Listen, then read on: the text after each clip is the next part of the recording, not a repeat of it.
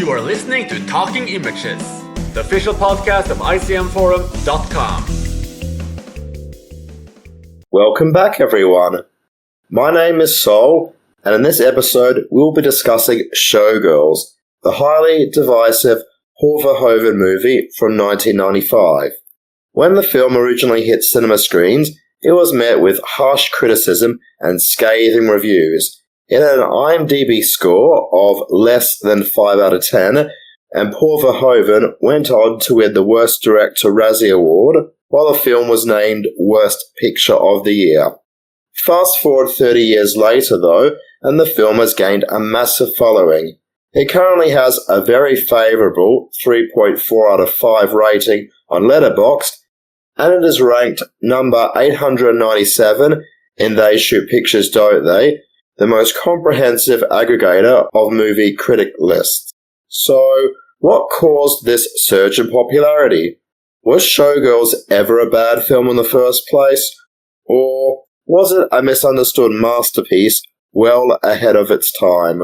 To explore this topic, we wanted to get together a panel of co-hosts with divided opinions on the movie.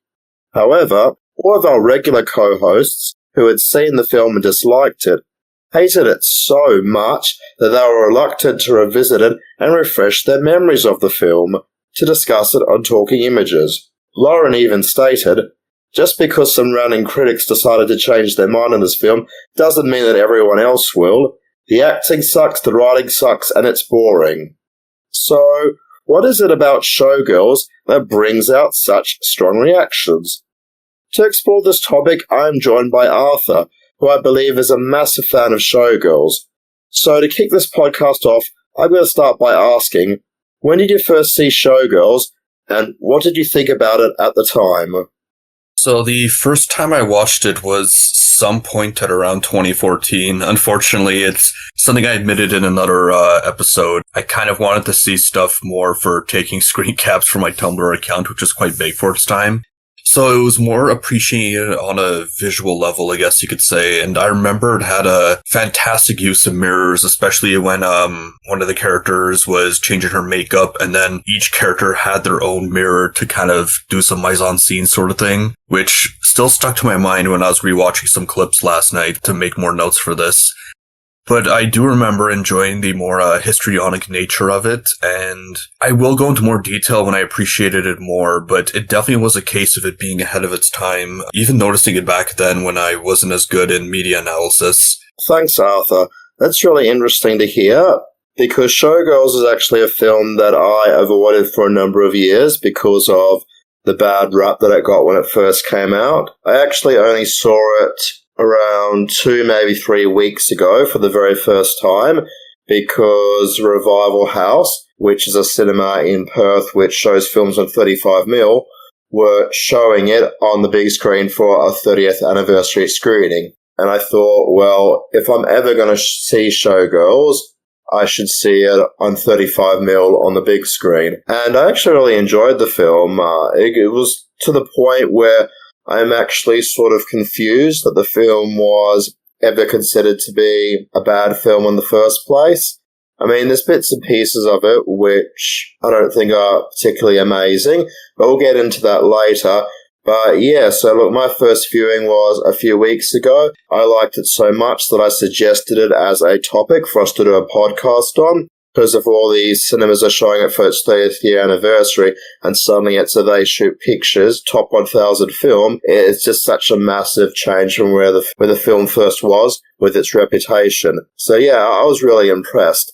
But I am intrigued because you said you first saw it a number of years ago, and that was your impression of it then. So what do you think of Showgirls now? I firstly just want to bring another point. I think around 2014 it was starting to pick up traction, but I came in expecting a So Bad It's Good movie, which was the overall consensus of it at the time. I remember, I forgot the name of a YouTuber, but she was called Nostalgia Chick at the time, and it was a huge channel, and she spent her time making that kind of consensus for the film. Guess now, to put it succinctly, on my Letterboxd top 4, Showgirls is number 4.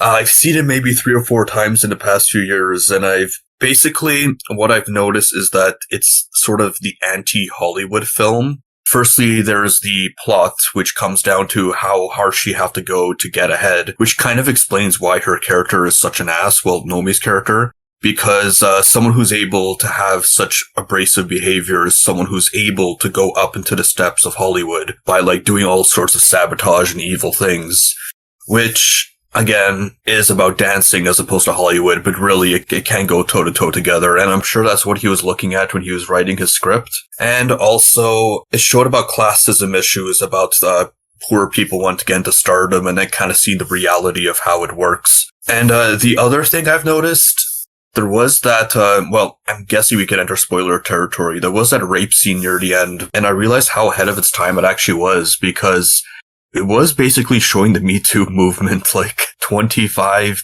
maybe 20 years before it happened. And it was kind of amazing to see a director showcase that kind of stuff. I kind of see it as an anti-Hollywood film in the sense that the film itself is anti-Hollywood. I've noticed that it takes a lot of the tropes and just ramps it up to a total extreme, showing how absurd it is. Some parts comes down to Nomi's behavior, of how abrasive it is. I noticed other parts, like some of the writing just being too silly. There's that comic relief character in that cheetah strip club that, like, she pops her boobs out, which can kind of be seen as, like, the usual comic relief character, but because she was so annoying with that stuff, it was, again, kind of ramping up that trope. It kind of being a cynical film by showing how anti-Hollywood stuff is to both aspects made me respect it a lot. I think another short summary was on her first dance scene in a club. It was kind of a film about American dreams, and the song that was playing in the club was David Bowie's I'm Afraid of Americans. So I think there was something intentional about that. Those are some really interesting takes on the film, Arthur. When I first watched it a few weeks ago, I was likewise expecting a so bad it's good film. I was kind of hoping it would be a great film because I love Paul Verhoeven. I've seen almost all of his films, or almost all of his English language films. Perhaps all of them even. Anyway, I've seen a lot of Verhoeven films. He's one of my favourite directors. And it was made during sort of like a peak period in his career, like before he hit the slump with Hollow Man. So I was kind of hoping that it would be a great film, but I was also expecting it to be so bad it's good sort of film rather than a genuinely good film. And it is a genuinely good film. The rape scene is interesting, and I guess, we can mention it because we're not going to mention specifics about it. But it's really interesting because I was reading a lot of comments on Letterboxd after the film, and a lot of people were talking about that rape scene and how it's so ahead of its time, and how it's really great to see, like, toxic men getting it in that sort of way, just with the aftermath of it. But I know that's definitely, the way that whole thing was handled was definitely considered to be ahead of its time. It's interesting you describe it as an anti-Hollywood film because the main reference point that came to me when I was watching the film was All About Eve. A lot of people have made that comparison also when I was reading through Letterboxd, All About Eve.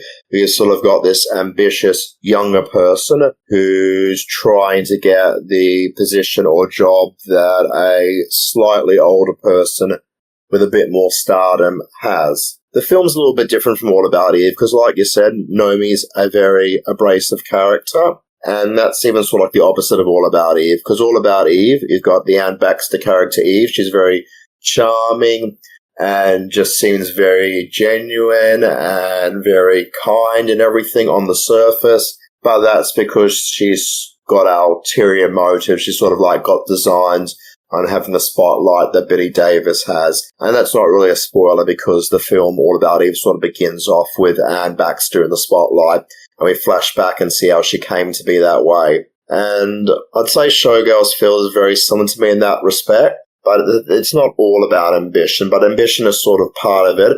And you definitely get a feeling that it's sort of like an All About Eve sort of story, but one where that she's not a particularly nice character. She is abrasive from the get-go.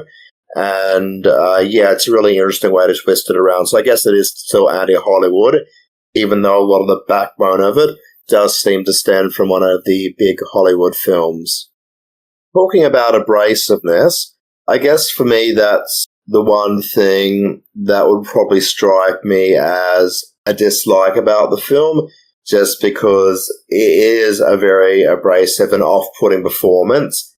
And I know in recent years, Paul Verhoeven has apologized for it because Elizabeth Berkley didn't go into a very big acting career after the film, and a lot of people, even on Letterboxd today, still trash her performance. So for me, I would sort of say that's a detractor, but that in itself isn't enough to me to explain the hate. So I'm sort of curious, Arthur, because you've been a fan of the film longer than I have. Why do you think people hate Showgirls so passionately? Why does it drive so much hate in people that nobody wants to rewatch it who hated it to join us on the podcast? It's kind of fascinating that there's still haters in the film forum today because of that. Seeing how it is back then does make a lot of sense, because I do think it's kind of going off on a tangent, but the kind of fascination with violence in the 80s was gone in the 90s. And I do think one of the big reasons was because of that one film Fatal Attraction, which I guess doing violence too, all things considered. But sex kind of became a huge thing at the Hollywood. And firstly, there was the hype factor because it was rated N-17. But the other factor was that Elizabeth Berkley, I think she was in Saved by the Bell before, and this was kind of going to be like her breakout adult role. And they must have found that disappointing because it honestly kind of came across as more cold and clinical with its nudity instead of erotic, which I'm guessing that's what they wanted to see because, the sitcom girl is finally going to be hot sort of thing. And I think it's also because of its typical abrasive behavior. I think with the eroticism, like I said, there was tons of erotic thrillers and softcore films at the time, which I should mention I'm going through them right now, and there is quite a bit of gems, honestly. But yeah, I think it was just people expecting something to get off on as opposed to something to think about is a way of putting it in a good summary.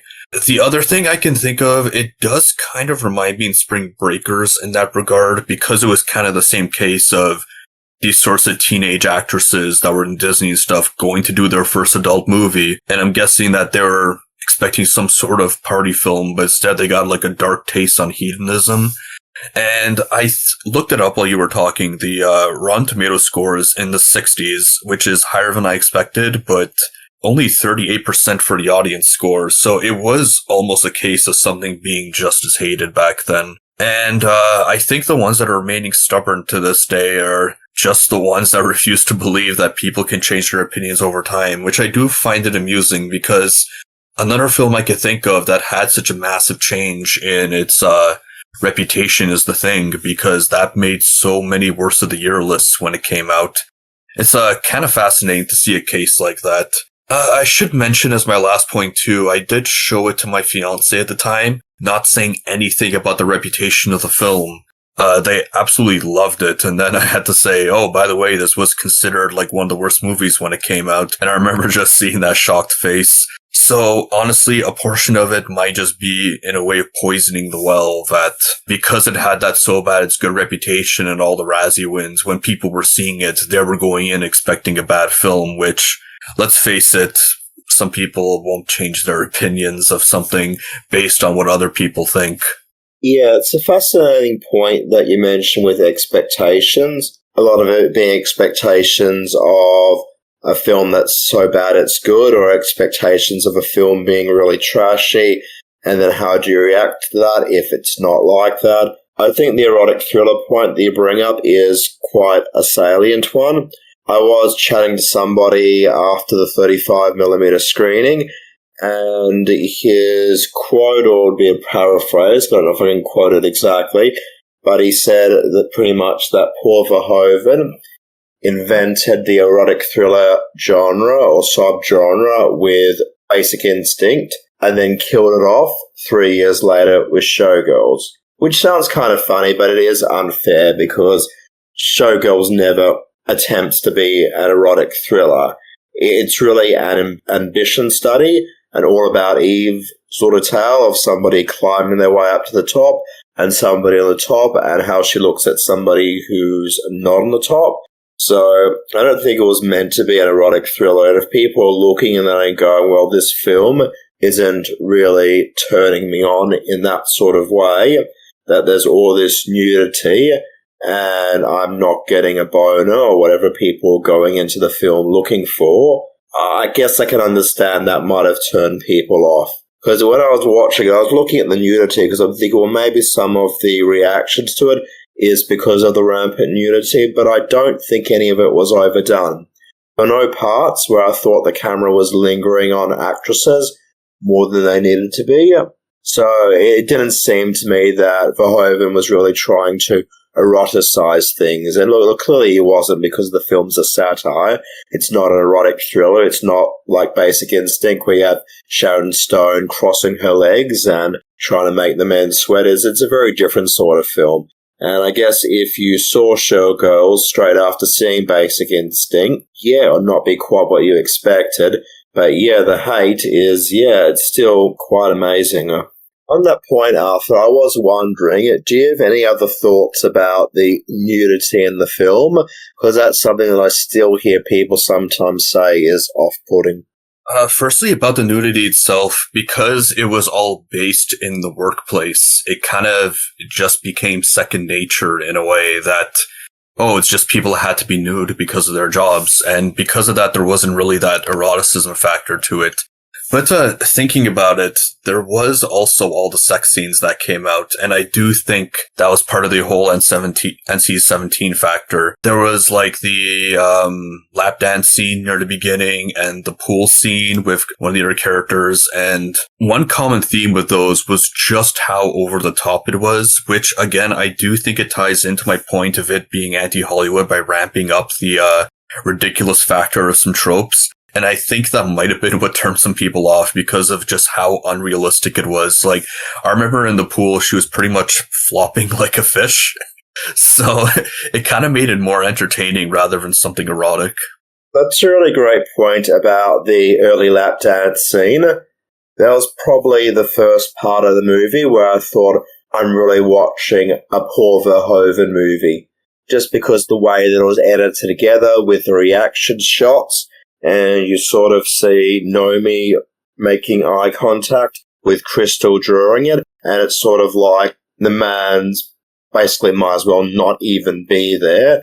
It was her performing for her, and all of that came through the way that Verhoeven was shooting the action, in terms of the angles he's opting for, in terms of the reaction shots that he's going for, and cutting it together. And that sort of put me on an interesting thread throughout the film where I was trying to work out if there was some lesbian overtones going in over there, and whether the Gina Gershon character Crystal is attracted to Nomi. And you sort of got it like ping-pong throughout. Like at times you feel that she's trying to seduce her, but then at other times it feels like a rivalry tale. And I'm still not entirely sure what's going on there. I do just find the chemistry really interesting. So I was wondering about you, Arthur, if you get any views about the lesbian over, maybe it's undertones of the movie. I would say it's undertones for sure, but it was fairly entertaining because, like you said, there was the competitive factor, and it was pretty much all tension, and it actually did the tension very well, I find. And that's the kind of amusing thing about Verhoeven, because he recently did Benedetta, which also dealt with the lesbian relationships, and it didn't really seem to be a toxic one or ones that was competition-based with so much tension. So regardless of that, it still felt quite accurate of how a queer relationship would be, which I find kind of impressive. And looking it up now, like, Verhoeven's a dude, and I don't know about his sexuality, but him being able to do lesbian relationships and lesbian tension, or just queer tension or relationships in general, I was kind of impressed by that fact. Yeah, that's a really great point. For a film directed by a man and written by a man, the film feels really like female-focused. And obviously we've got the reaction or the consequences of the rape scene and everything. It feels like very female-driven, and it is extremely interesting. And you've got like Verhoeven in there, but he is like such an amazing director when it comes to doing things like sexual tension. Even if you think of a film like The Fourth Man, where you've sort of got the gay man in there, and then he's sort of fascinated by this androgynous woman, and things go even crazier from there. So, yeah, he's a really interesting director, and I do think the way that he handled the relationships in the film was really great. Something that I thought I would ask about while we're talking about all the things that the film does really well.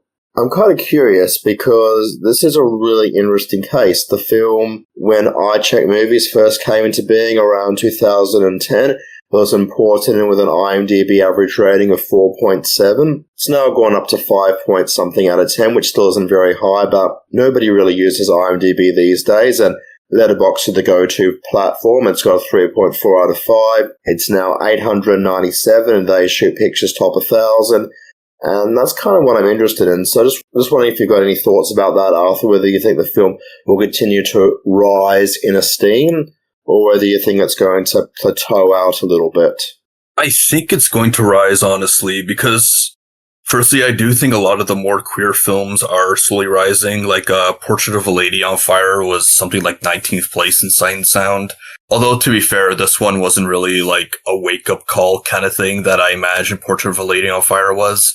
But still, because like on our previous point, I do think that it kind of showed those aspects well, and it's kind of something in cinema that wasn't really normalized until now. I find that people would be more impressed that something based in the 90s would kind of show these undertones fairly accurately. And because, like we're both saying, it is ahead of its time, like with the rape scene, for example, I think that now we know about the Me Too movement, that people will look back at that and think, wow, he kind of exposed how Hollywood was back then. I remember in the ICM forum when it did make those canon lists, it was kind of poorly received amongst the Gen X cinephiles, which were the ones that grew up with the film. So I think once the critics become more millennial-based or even Gen Z-based, I think that'll be the time when it's going to rise in the polls.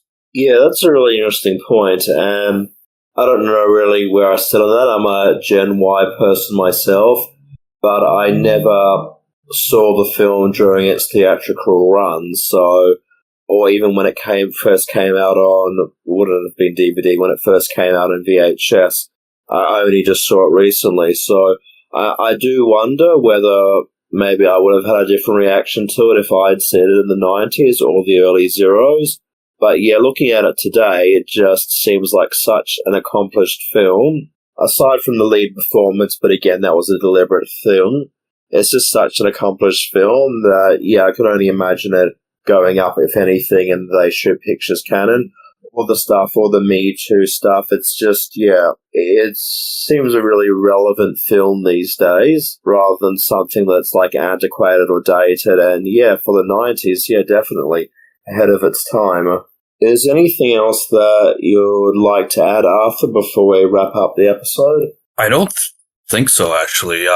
We kind of summarized our points well, I think, and putting us succinctly like that kind of shows, basically, I think we're done. Yeah, it does kind of feel like we're done. I mean, this does seem like a really short episode, but then, like I said, we sent out lots of invitations for people to join us and debate us and challenge us on the film. But like I said, nobody was interested in rewatching the film and coming on and challenging it. Yeah, I think that's kind of what makes the longer episodes. Like even Emilia Perez, we had that pointed debate. So I think even that one was quite a bit longer. With this, unfortunately, it seems like people sometimes won't even have an open mind to rewatch something that's so hated if they've seen it back then. Which is unfortunate, but I do think that because both of us were fans of the movie, this kind of does make this episode more accessible. And because of its shorter length, hopefully people will be able to hear all our points and are willing to watch the film again. I'll always be happy if there's more fans of this. Yeah, no, that's a very valid point, Arthur. And yeah, look, it is a really good film. If you haven't seen Showgirls and you're sitting on the fence, you've got both of our recommendations to go out and see it. It's a very characteristic of a Hoven film. There's some satire in there. There's some great looking shots with neon in there. Some really intense scenes like the lap dance scene. And it just flows really well as a movie. However, it is possible that you're listening to this podcast and you're somebody who hates Showgirls with a passion and it's possible that you're really annoyed that nobody came on the podcast to debate it with us. If you're one of those people, please go to icmforum.com, find the thread dedicated to this topic, and tell us why we're wrong. Tell us, why do you hate Showgirls? Why do you think it's not worthy of reevaluation? Would love to hear your opinion. And maybe there'll be an interesting topic for a future episode, maybe exploring why we're reluctant to rewatch or revisit films. But on that note, we'll leave it. We'll leave you some room to have a think about it. Maybe decide to go out, get that DVD or go on that streaming service and rewatch Showgirls.